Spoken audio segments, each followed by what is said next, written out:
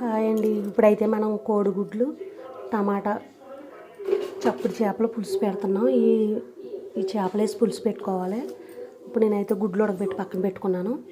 దీనికి 2 టమాటాలు, 2 medium size ఉల్లిపాయలు, ఇందులో పచ్చిమిరకాయలు వేసానండి. కొద్దిగా చింతపండు, పులుసుకు తగ్గ చింతపండు వేసుకోవాలి. కొద్దిగా కొత్తిమీర ఇవ్వండి ఈ చేపలు మా సైడ్ అయితే ఇవి చప్పుడు చేపలు అంటామండి. మీ సైడ్ ఏమంటారో కామెంట్స్లో పెట్టండి. ఇప్పుడైతే ఇలా మూకుడు పెట్టేసాను పొయ్యి మీద. కొద్దిగా ఆయిల్ వేసుకోవాలి. ఈ ఆయిల్ బాగా వీటెక్కేగా ఇందులో గుడ్లు వేసేసుకుందాం. గుడ్లు వేగేటప్పుడే కొంచెం పసుపు వేసుకోవాలండి. పసుపు వేసుకుంటే గుడ్లు అయితే అంటుకోవు.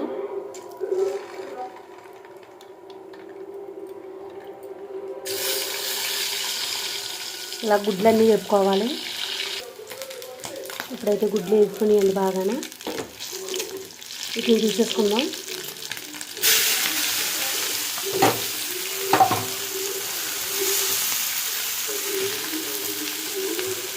గుడ్లన్నీ తీసేసుకోవాలి.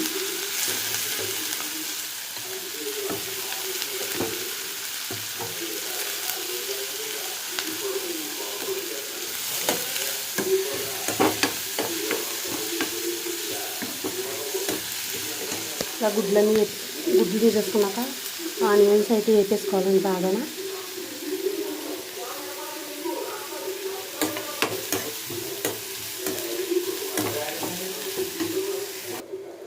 ఇప్పుడైతే ఒకసారి కలిపేసుకుందాం. ఇవి అయితే బాగా వేగిపోయాయండి. ఇప్పుడు ఇందులో ఉల్లిపాయలు వేసి టమాటాలు వేసేద్దాం. ఉల్లిపాయలు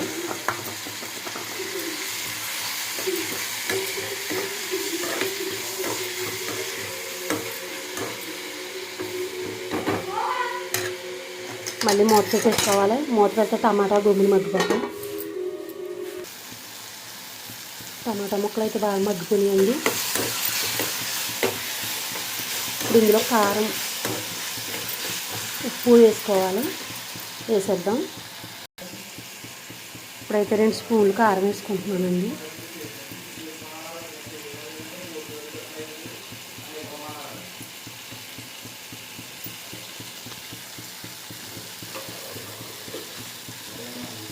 ఉప్పు కూడా వేసేస్తున్నాను. బాగా కలుపుకోవాలి.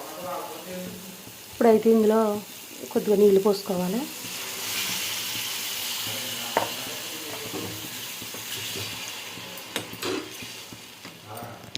ఇందులోనే గుడ్లు వేసేసుకుందాం. ఇలా గుడ్లు ఇందులోనే ఇందాక మనం తొక్క తీసి పెట్టుకున్న చేపలు కూడా వేసేసుకోవాలి. ఇదైతే ఇప్పుడు బాగా దగ్గరకు వచ్చేదాకా ఉడకబెట్టాలి. అప్పుడు వేసుకోవాలి పులుసు అయితేనే. అప్పుడు వేద్దాం. ఇదిగో చేపల కూర అయితే ఇలా ఉడుకుతుందండి.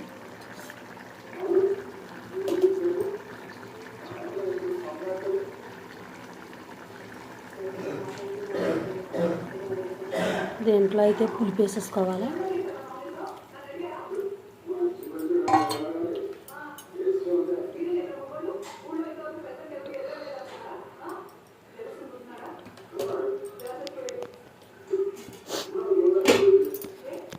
దీన్ని అయితే మూత పెట్టేసుకుందాం. అప్పుడు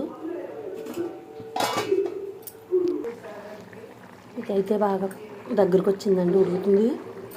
ఇందులో కొత్తిమీర వేసేసుకోవడమే. కొత్తిమీర జల్లుకోవడం ఇలాగా. ఈ పులుసు చాలా బాగుంటుందండి. ఓసారి మీరు కూడా ట్రై చేయండి. ట్రై చేసి ఎలా కుదిరిందో మాకు కామెంట్లో పెట్టండి.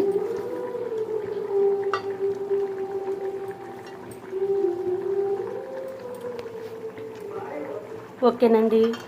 Bye bye.